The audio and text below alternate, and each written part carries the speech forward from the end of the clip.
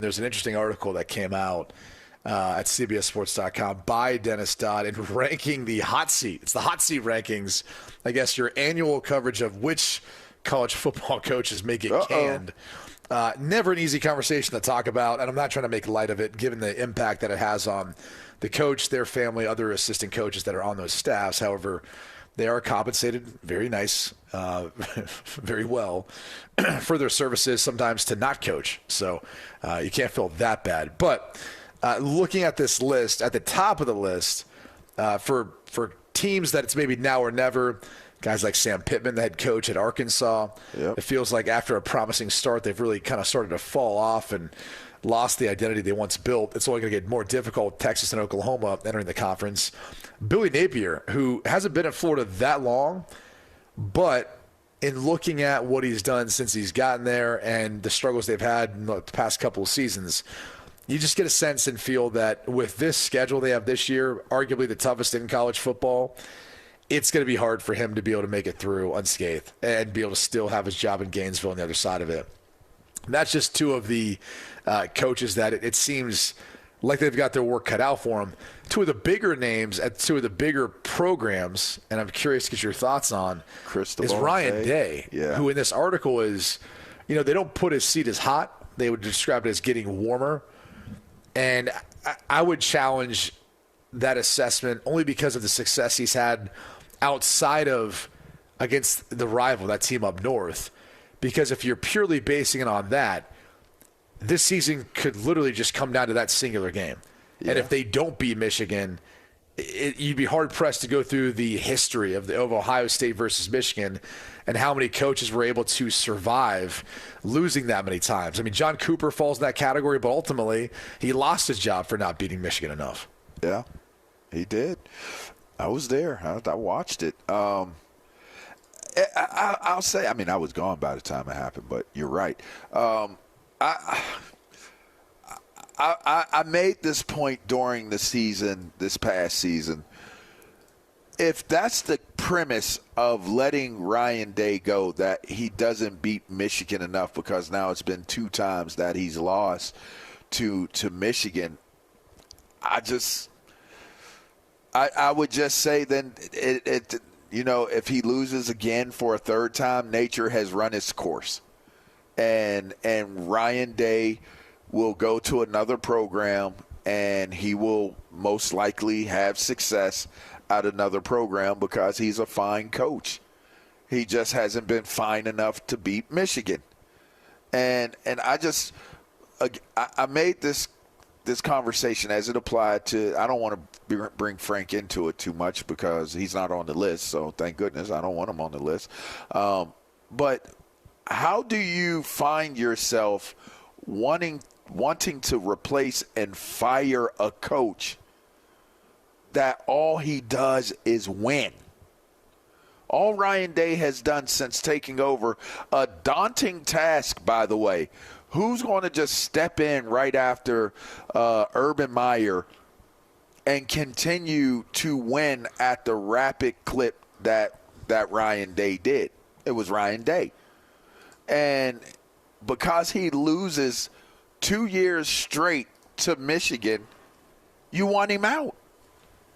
Like, okay, you might bring in another coach. What if that coach starts it's actually losing? Been 3 years straight. 3 years straight, okay. You bring in another coach and he starts losing more games. What are you going to do? They're bringing in new teams. There's going to be a team. If you remember, who was the team when Ohio State was highly rated and had a lot of national championship expectations on them? What was the team that came into the horseshoe and beat them? Are you going to say Penn State? It was Oregon. Or Oregon? It was Oregon. And now they're in the Big Ten. Now Washington is in the Big Ten. Yep.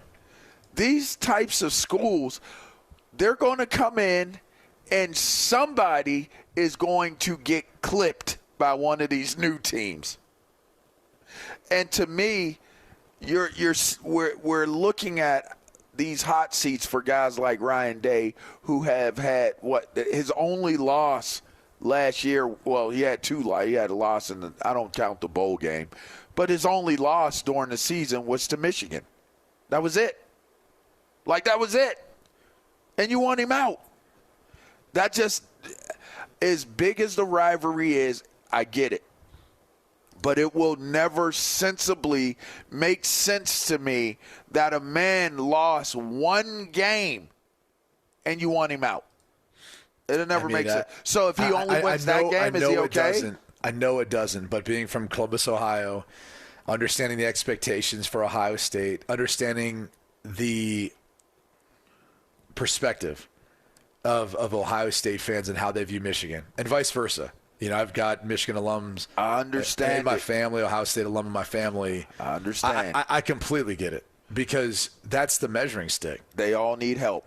Y'all need help. That's true, but the difference is counseling.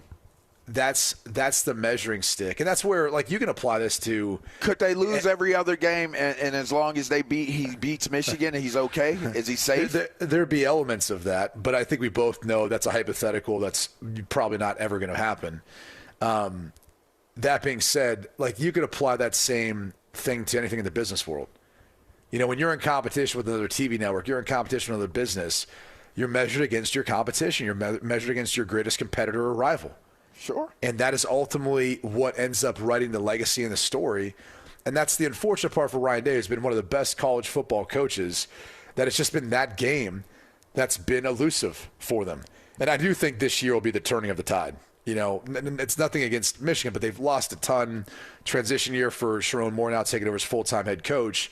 And this is a very talented Ohio State team that should be able to take care of business, hosting that game in Columbus around Thanksgiving. I do want to get to one more name that's on this list is Mario Cristobal. Yeah. Who hasn't been at Miami very long. He's been there now a couple of seasons. However, it's a 12-13 overall record in that span. And remember, he was paid a 10-year, $80 million contract. And they've hit the transfer portal big, spending tons of money.